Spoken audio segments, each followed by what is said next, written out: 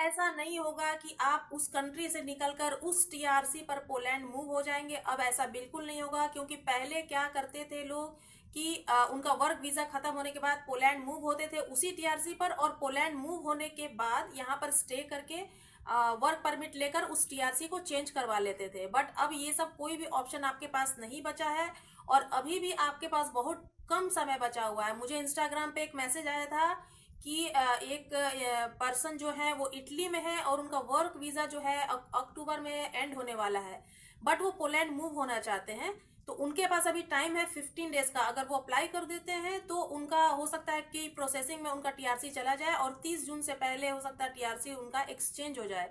But जो लोग अभी भी ये सोच रहे हैं कि अभी भी आकर के फटाफट से अपना टीआरसी चेंज करा ले, तो उनके पास बहुत ही कम समय बचा हुआ है, और वो अभी अप्लाई ना ही करें तो बेटर होगा उनके लिए। इम्प्लीमेंट जो पोलैंड गवर्नमेंट की तरफ से किया गया है वो ये है कि अब जो दूसरी ईयू कंट्री की टीआरसी है, अब पोलैंड में एक्सचेंज बिल्कुल भी नहीं होने वाली है। लेकिन इसका मतलब ये नहीं है कि टीआरसी आपकी नहीं बनेगी।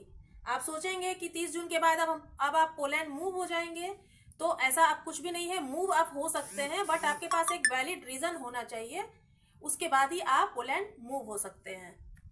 आपके पास जो वैलिड टीआरसी है शेंजन कंट्री का, यूरोपियन कंट्री का, तो आप उस टीआरसी पर आकर के विद इन 90 डेज के अंदर आप टूरिस्ट वीजा पर मतलब घूमने फिरने के लिए भी आ सकते हैं। एज अ टूरिस्ट आप आ सकते हैं, एज अ वर्क परमिट के लिए भी आप आ सकते हैं, मतलब अप्लाई करने के लिए आ सकते हैं, लेकिन वो सिर्फ 90 डेज के अंदर के लिए। लेकिन अब आप सोचेंगे कि उस टीआरसी पर आप मूव होकर के आप उसको एक्सचेंज करा लेंगे, तो वो अब आपके लिए पॉसिबल नहीं है। पहले ये पॉसिबल था, क्योंकि ये सारी कंट्री सेंजन कंट्री के अंदर आती हैं, लेकिन पोलैंड ने अब ये इम्प्लीमेंट नया किया है कि अब आप उस सेंजन कंट्री से ईयू कंट्री से ही आप ईयू के अंदर टीआरसी को आप एक्सचेंज नहीं करा सकते, उसको फिर से आप रिन्यू नहीं करा सकते।